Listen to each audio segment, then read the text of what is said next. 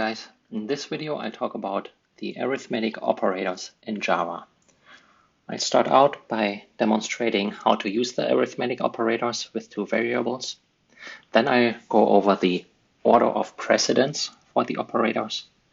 And finally, I also show how to write some larger arithmetic operations with more than two operators and how to apply parentheses to change the default order of precedence. So let's start out with just a couple of variables, a and b. A I initialize to 3 and b I initialize to 5. And then I do some calculations that we can do. So let's say we want to calculate the sum of both. We declare a new variable and initialize it in this case with an arithmetic operation. So I do a plus b semicolon. This will take the value of a, which is 3, then do plus and use the value of b, which is 5, and then add these two together. So we have 3 plus 5, which is 8. And after this calculation is done and we get the result, it will assign it to the variable sum. Now in this case, I do it as an initialization, but we can do the same in any assignment. Whenever we have an assignment, we can calculate something and then assign the result to a variable. We can also mix and match variables and literals. So I could do something like 15 plus b, or I could do 3 plus 7, or I could do a plus 2, for example, or b plus a. So in any variable that I have in the program or any literal value I can use in these arithmetic operations. Now, if I want to calculate the difference, I do something similar. I just do a minus b. And again, I could also do 5 minus b, or 239 minus a. And then with the product, we do the same. We do a multiplied times b. Again, I can use any values, any variables that I have. And then I have the quotient, which is a divided by b. This one, we have to be careful since I have two integers. It will perform integer division. I cover that in a separate video and go into more details. Now there's another operator, which is the mod operator that gives us the remainder. So a modulo b. This will essentially perform division and give us the remainder. So in this case, it will perform 3 divided by 5. In this case, it's 0, and the remainder is,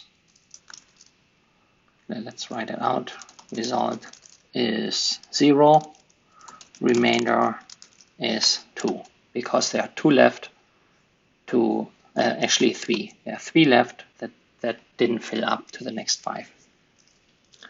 Now let's see and double check. I output everything to the console. We have the sum. Here I output sum. Then I output the difference, which is in the diff variable. Then I output the product, which is in the product variable. And I output the quotient. So again, quotient is integer division, so this should be 0. And finally, I output the remainder. This should be 3. So let's run this and see that everything looks good.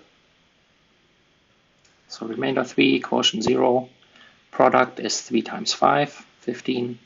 This one is 3 minus 5, it's -2, and then a plus b is 8. So this looks all good. So let's move on to the order of precedence. So all these other arithmetic operators, they follow the natural order of precedence of these mathematical operators.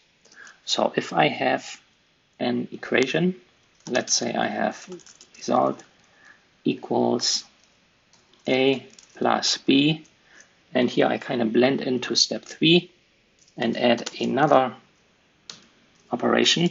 I do times 5. Now this one will not blindly perform left to right. It will look at the operators. Multiplication has a higher precedence than addition, so it will perform this first. It will perform B, which is 5. 5 times 5 is 25, and then add A to it. A is 3, so this should give us 28. And let's run this. So we see we get 28. It looks at the precedence of the operators. So if we wanted to change this, I call this result 2. We could do, for example, A plus B times 5. We use parentheses to change to change the natural order of precedence.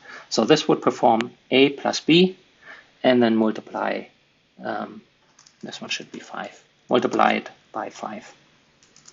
I output this.